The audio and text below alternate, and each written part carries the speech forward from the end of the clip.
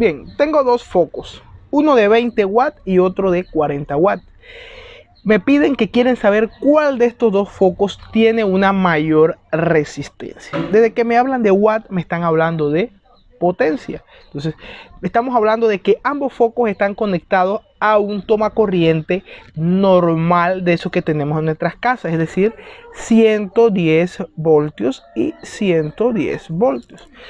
Para saber cuál de los dos bombillos tiene una mayor resistencia, ¿qué hacemos nosotros? Pues utilizamos la fórmula de potencia que me dice que voltaje al cuadrado sobre resistencia es potencia. Entonces simplemente despejamos nuestra R. R sería igual a voltaje al cuadrado entre potencia, ¿cierto? Entonces para el foco 1, nuestro valor de potencia va a ser igual a, pero nuestro valor de resistencia va a ser igual a voltaje al cuadrado, que son 110 voltios al cuadrado, dividido entre potencia, que son 20 watts.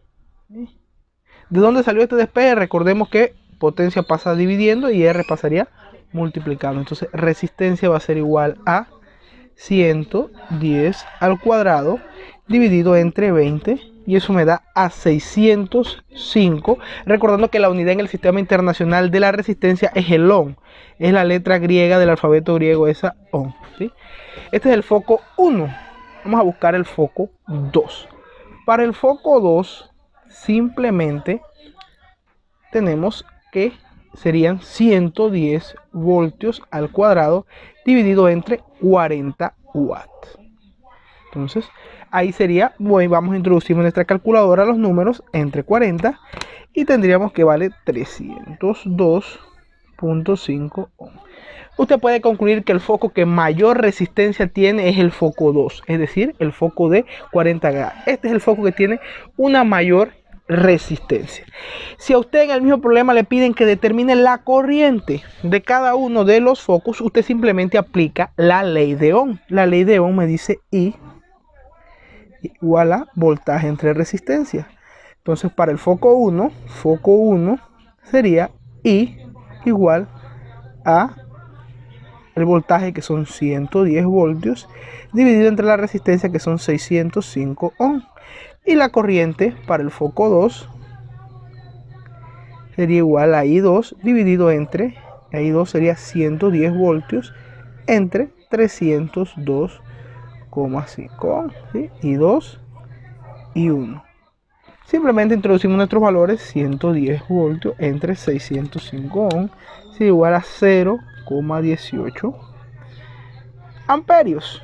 Y el otro sería 110 voltios entre 302.5 ohm, sería 0,36 amperios, que es la unidad en el sistema internacional de corriente eléctrica. Y ahí me doy cuenta que mi foco que tiene mayor corriente es el foco 2, porque es obvio el que tiene menor resistencia, por eso tiene una potencia de 40 watts, y el foco 1 tiene una potencia de 20 watts. Ese fue un ejemplo.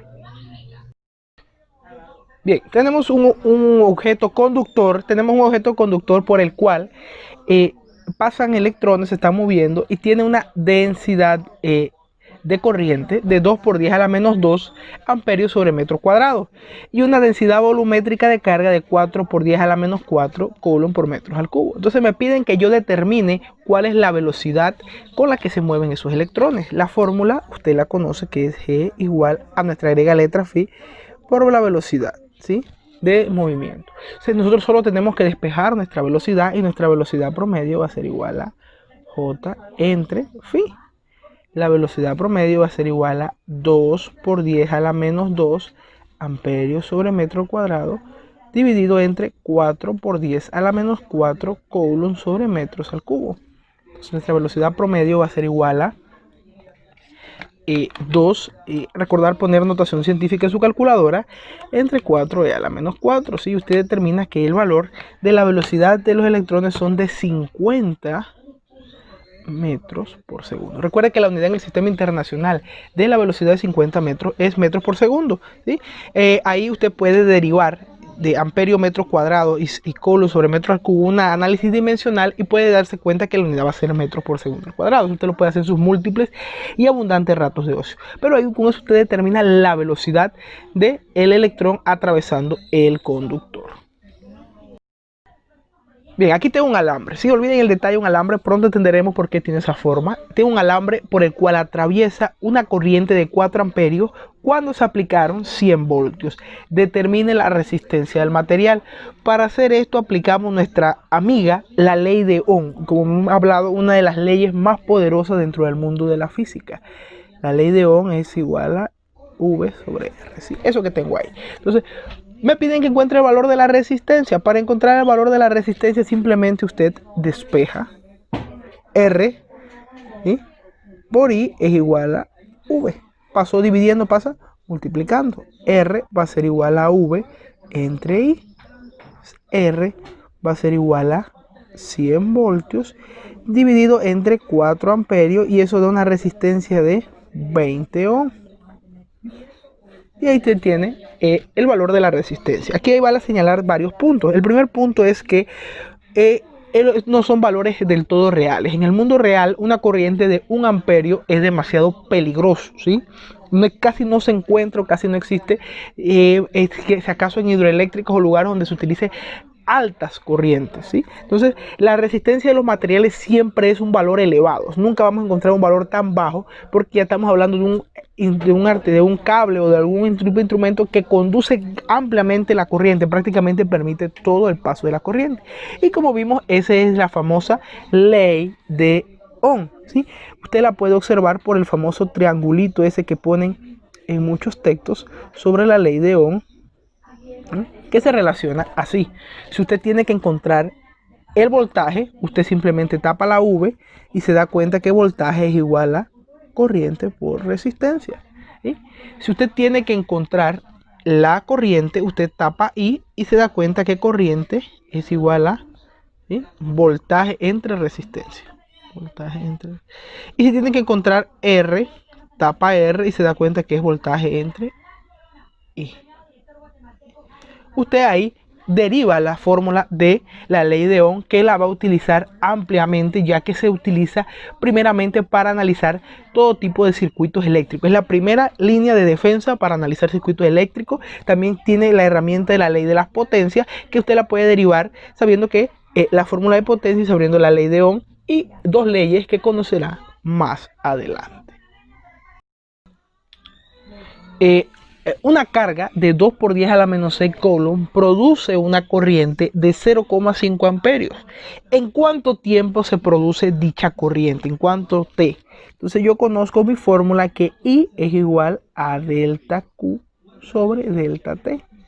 Mi incógnita es el tiempo, porque me piden saber en cuánto tiempo se produce dicha corriente por esta carga. Entonces, delta T por I es igual a delta Q. Simplemente estoy despejando, haciendo las operaciones contrarias que hemos aprendido en miles de veces de cómo despejar una ecuación. Entonces, delta T va a ser igual a delta Q entre I. Reemplazamos, delta T va a ser igual a 2 por 10 a la menos 6 coulomb dividido entre 0,5 amperios. Entonces delta T va a ser igual a 2e a la menos 6 entre 0,5, y eso me da un valor de 4 por 10 a la menos 6. ¿Cuál es la unidad del tiempo en el sistema internacional? Segundos, ¿sí? Ese es el tiempo. Fíjense qué rápido. Eso es de tan pequeño, 4 por 10 a la menos 6, eso es alejado totalmente de un segundo, mucho, pero mucho más chico que un segundo. En ese tiempo se produce 0,5 amperios, para que ustedes vean la velocidad de la electricidad. Y ya íbamos viendo la velocidad relacionada a la luz y eso, ¿no? Cosas interesantes dentro de ese mundo. Bien, tengo un material de cobre, ¿sí?, cuya área es de 0,2 metros al cuadrado. El área de mi figura. Ya yo sé que sin un problema no me dan el área de la figura, pero me dan ciertos valores como el radio y demás. Yo puedo identificar esa figura. Por ejemplo, si es un círculo, yo conozco el área de un círculo geométricamente, yo puedo buscar esa fórmula. Si me dan una longitud y me dan un cuadrado, usted sabe cómo buscar el área de un cuadrado y demás. Usted sabe buscar áreas porque en geometría nos enseñaron a buscar el área de las diferentes figuras geométricas. En este caso me lo dieron, ¿sí? Y me hablan de que la longitud de mi objeto de cobre es de 0,5 metros, ¿verdad? Entonces, también yo sé que la resistividad del cobre es de 1,7 por 10 a la menos 8 ohm metros, ¿sí? Aquí ohm metros, faltó el metro. ¿De dónde yo saqué ese valor? Bueno, eso es una tabla de constantes que si no se encuentra en el texto, usted la puede investigar porque es una constante para cada uno de los materiales conductores que existen en la naturaleza, ¿verdad? Entonces, yo quiero determinar la resistencia que tiene ese material de cobre. La fórmula es R es igual a este símbolo, que en algunos casos es densidad, en estos casos se trata de la resistividad del material dividido entre L por A, donde L es la longitud del material, qué tan largo es nuestra sección transversal, nuestro material. Y cuando hablan de sección transversal de un material es que usted lo agarra, por ejemplo un cable, y lo corta a la mitad, eso están hablando de cuando usted le hacen la referencia a sección transversal. Entonces usted corta ese cable, ¿verdad? Eso es lo que es la longitud del material. Y el área de nuestro material, el área, ¿sí? Es el área, usted sabe que es el área geométricamente de nuestro material, ¿sí? Entonces vamos a calcular el valor de la resistencia. Simplemente reemplazamos nuestros valores y nos da que aquí es 1,7 por 10 a la menos 8 ohm metros, multiplicado por la longitud, que es 0,5 metros, dividido entre 0,2 metros al cuadrado, que es el área. Entonces la resistencia de nuestro material, metemos en la calculadora, dividido entre 0,2, y nos da que nuestro material tiene una resistencia de 42,5 por 10 a la menos 9 ohms. Es un material alta y mega conductor por una resistencia tan pequeña, ¿sí? Recuerda que estos son ejemplos ideales que no aplica a la realidad, porque en el mundo real hay que considerar otros factores, pero es lo más aproximado para entender, ¿sí? Recordar, pues, esta es la fórmula de la resistencia de un material. Esta P, así, en este caso es la resistividad del material, L la longitud y A el área, ¿sí? Este valor usted lo encuentra en una constante de en cualquier tabla.